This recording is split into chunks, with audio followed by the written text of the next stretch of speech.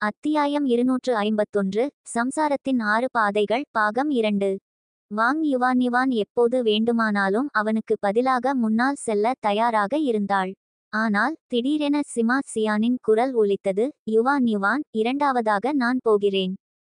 வாங் Yuan திடுக்கிட்டு அவனை ஒரு பார்வை பார்த்தாள். சிமா சியானின் முகத்தில் உறுதியான தீர்மானம் தெரிந்தது. அவளை நேராக பார்த்து, நான் ஆண்மகன் என்றான். சரி என்று வாங் யுவான் நீண்ட பேச்சு வேண்டாமென அவனை நோக்கி கட்டைவிரலை உயர்த்தி காட்டினாள். அப்போது 21வது பேய் வேட்டை படையில் இருந்த மற்றவர்களின் மனதில் லாங் ஹவோசென் மட்டுமே தோன்றினான். அவன் இருந்திருந்தால் எல்லாம் வேறு மாதிரியாக இருந்திருக்கும். இந்த வகையான எதிரியின் தாக்குதலை எந்த மாத்திரையும் எடுக்காமல் அவனால் தடுத்திருக்க முடியும். அணியின் மையம் இல்லாமல் அவர்களின் வலிமை பெரிய அளவில் பாதிக்கப்பட்டிருந்தது. மீண்டும் ஒரு குளிர்ந்த கொலை உணர்வு எழுந்தது, முன்பு இருந்ததை விட மிக அதிகமாக. இருளில் கையேர் மெதுவாக மறைவிலிருந்து வெளியேறினாள். தன் உருவத்தை மறைக்காமல் பேய்களின் தலைவனை நோக்கி மெதுவாக முன்னேறினாள். மற்றவர்கள் தற்காலிகமாக பேய் தளபதியின் தாக்குதல்களை எதிர்க்க முடிந்தாலும் பேய்களின் தலைவன் அவர்களுக்கு உண்மையான ஆபத்தாக இருந்தான், மிகப்பெரிய அச்சுறுத்தல். கையேருக்கு வேறு வழியில்லை. அவள் எடுத்து வைத்த ஒவ்வொரு அடியிலும் அவளைச் சுற்றியிருந்த சாம்பல் நிற ஒளி மேலும் பலமடைந்தது. அவளது தூய கொலை உணர்வு படிப்படியாக ஒரு கூர்மையான கத்தியின் வடிவத்தை பெற்றது. கையேர் தன் வலது கையில் ஒரு கருநீல கத்தியை பூமியை நோக்கி சாய்த்தவாறு பிடித்திருந்தாள். இடது கையை மார்பில் அழுத்தியபடி மெதுவாக நடந்தாள். ஆனால் அவளை பார்க்கையில் பேய்களின் தலைவன் பதறிப்போனான். தன் இரு கைகளாலும் இரத்த நிற கனமான வாளை இறுக பிடித்தவாறு அசையாமல் நின்றான். அவனைச் சுற்றியிருந்த கருநீல ஒளி மேலும் தீவிரமடைந்தது. இந்த முறை கையேர் உண்மையாகவே தாக்கத் தயாராக இருந்தாள். எதிரியை வெற்றிகரமாக கொல்ல முடியாவிட்டால் இன்று அவர்கள் அனைவரும் அழிந்து போவார்கள். லாங் ஹவோசென் எப்போது திரும்புவான் என்று அவளுக்கு தெரியவில்லை. ஆனால் இப்போது அவள் தற்காலிக தலைவி. லாங் ஹவோசென் பாதுகாப்பாக திரும்பி வர வழி செய்ய வேண்டியது அவளது கடமை. இந்த பேய்களின் தாக்குதலில் இருந்து அவனை பாதுகாக்க தன் வலிமையை பயன்படுத்தி எல்லோரையும் உயிருடன் வைத்திருக்க வேண்டியது அவளது பொறுப்பு. லாங் ஹவோசெனின் காதலியாக கையேரின் கண்கள் முற்றிலும் சாம்பல் நிறமாக மாறிவிட்டன. அவள் முதுகில் தோன்றிய கூர்மையான கத்தியைச் சுற்றி 6 வெவ்வேறு சின்னங்கள் மெதுவாக உருவாகின. இந்த சின்னங்கள் எந்த எழுத்து அல்லது குறியீட்டையும் ஒத்திருக்கவில்லை. ஆனால் அவை தோன்றியபோது பேய்களின் தலைவன் சில அடிகள் பின்வாங்கினான்.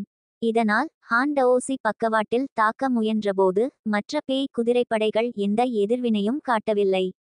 அவர்களின் முகங்களில் முழுக்க பயமே தெரிந்தது. என் கண்கள் உனக்கு. சம்சாரத்தின் 6 பாதைகளில் முதல் பாதை சம்சாரக் கண். கையேர் தாக்கினாள். அவளைச் சுற்றியிருந்த அனைத்து தீவிரமான கொலை உணர்வும் உடனடியாக மறைந்தது. அவள் இடது கையில் ஒரு கருப்பு கத்தி கருநீல ஒளியுடன் பளபளத்தது. அவள் முதுகில் கண் வடிவிலான முதல் சின்னம் திடீரென பெரிதாகி அவள் உருவத்தை மறைத்தது.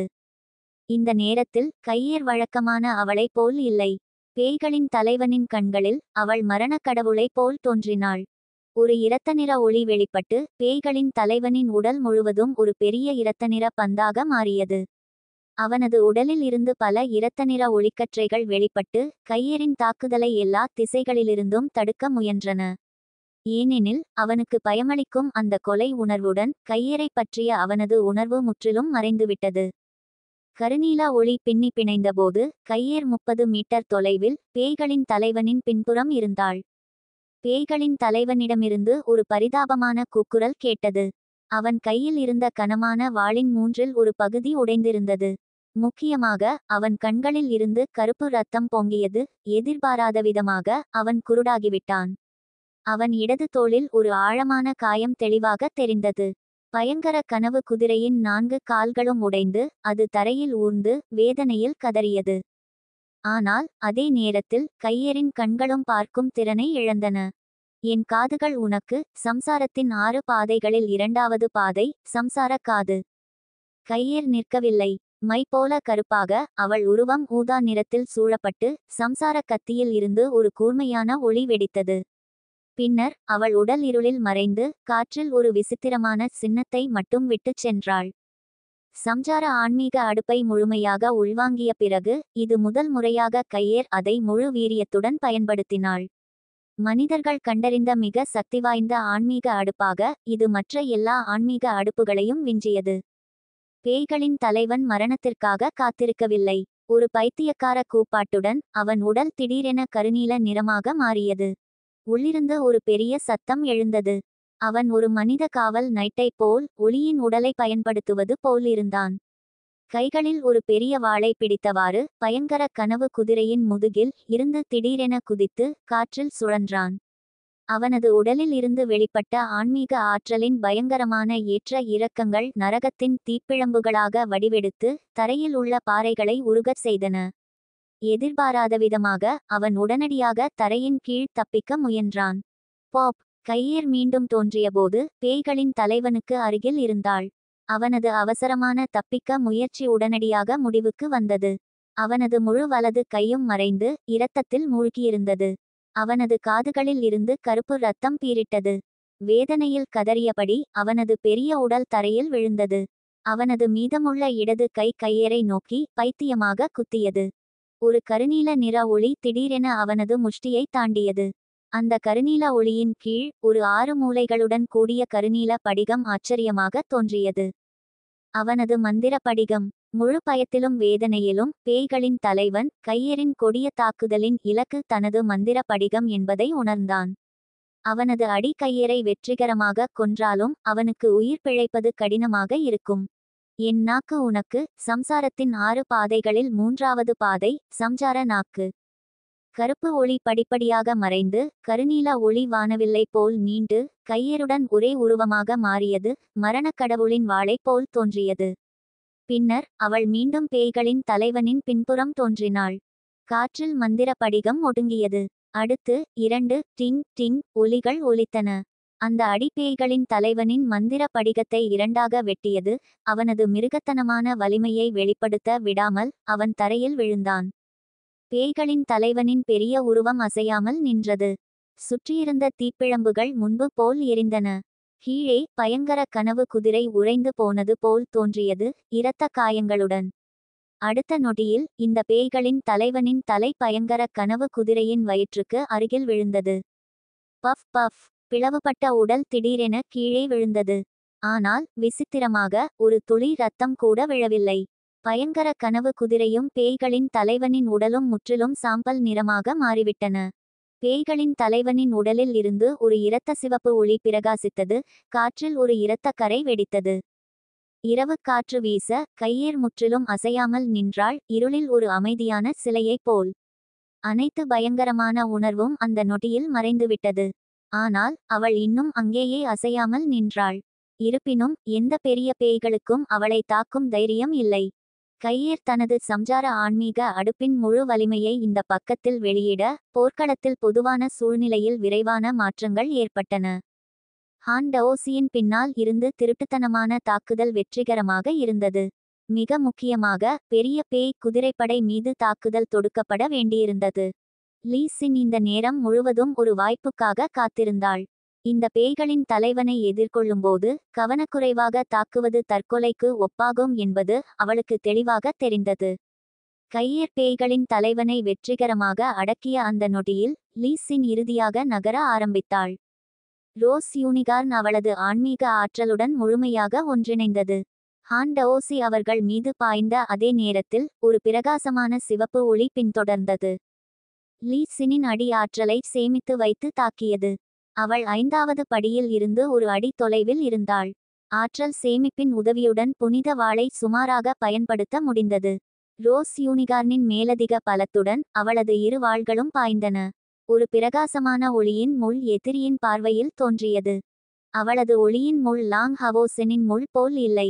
உடல் முழுவதும் ஒளியின் சாரத்தால் நிரம்பியிருந்தாலும் அது தீயின் சாரத்தால் ஆக்ரோஷமாக இருந்தது. அவள் தாக்கிய இடத்தை மிகவும் புத்திசாலித்தனமாக தேர்ந்தெடுத்திருந்தாள். அது பேய் குதிரைப்படையின் ஆன்மீக ஆற்றல் ஒன்றிணைந்து ஒருங்கிணைக்கப்பட்ட இடத்தின் நடுவில் இருந்தது. அவள் மிகவும் பின்னால் தாக்கினால் பேய் தளபதிக்கு அச்சுறுத்தல் இருக்காது. ஆனால் மிகவும் முன்னால் தாக்கினால் அவனது வீரர்களின் முன்முயற்சியால் தடுக்கப்பட்டிருக்கும். பாங்!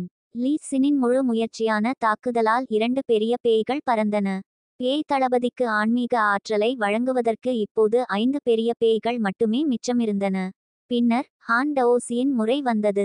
அவனது கத்தி ஒரு பெரிய பேயின் கழுத்து எலும்பை கடுமையாக ஊடுருவி மைய நரம்பை முற்றிலும் துண்டித்தது. இந்த பக்கத்தில் அவர்களின் செயல்பாடு பாதுகாப்பு மீதான அழுத்தத்தை குறைக்க போதுமானதாக இருந்தது.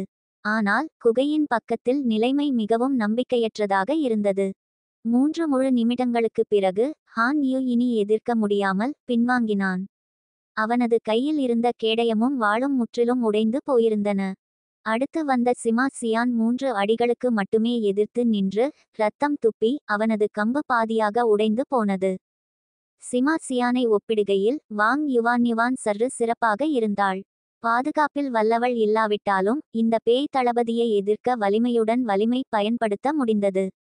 ஆன்மீக வெடிப்பு மாத்திரை மற்றும் இரத்தவெறி மாத்திரையின் கூட்டு விளைவுகளால் அவள் சிமா சியானை விட 2 மடங்கு நேரம் எதிர்க்க முடிந்தது. அவள் இந்த தொடர்ச்சியான தாக்குதல்களை எதிர்த்து நின்றால் பேய் தளபதிக்கு பின்னால் இருந்து வரும் ஆன்மீக ஆற்றல் ஆதரவு குறைந்தது. ஆனால் குகையில் அவரை எதிர்க்க போதுமான அருகாமை போராளிகள் இல்லை. இந்த முக்கியமான தருணத்தில் பெரிய பறவை பேயின் மின்னல் ஒளிரும் உருவம் மீண்டும் போர்க்களத்தில் தோன்றியது. புராண கண்ணாடி உருவ பன்றி மீண்டும் தலையிட்டது. ஆனால் பேய் தளபதியின் ஆன்மீக ஆற்றல் ஆதரவு குறைந்திருந்தாலும் அவன் இன்னும் பெரிய பறவை பேயை விட வலிமையில் மேலோங்கி இருந்தான்.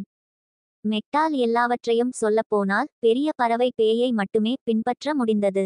அதன் திறன்களை பயன்படுத்துவதில் அவனால் உண்மையான பெரிய பறவை பேயுடன் ஒப்பிட முடியவில்லை. மேலும் ஆன்மா பகிர்வு சங்கிலிகள் இல்லாததால் அவனால் பாதிப்பை பகிர்ந்து கொள்ள முடியவில்லை. பேய் தளபதியின் சக்திவாய்ந்த தாக்குதல்களுக்கு எதிராக தோல்வியடைந்து அவன் ஏற்கனவே குகையின் உள்ளே தள்ளப்பட்டிருந்தான். இந்த நேரத்தில் குகையின் உள்ளே நிலைமை மிகவும் மோசமாக இருந்தது. பை ஷியாவோமோவும் யி ஜுனும் ஆன்மீக ஆற்றல் தீர்ந்து இருந்தது. லூக்ஷியின் குணப்படுத்தல் பெரிய பறவை பேய்க்கு எந்த பயனும் இல்லை. ஆன்மா பகிர்வு சங்கிலிகளின் பக்கவிளைவுகளால் ஹான் you, Wang Yuan, Sima cyan மற்றும் லின்சின் ஆகியோருக்கு முக்கியமான காயங்கள் ஏற்பட்டன. ஹான் யுவும் சிமா சியானும் தங்கள் ஆயுதங்களையும் இழந்திருந்தனர்.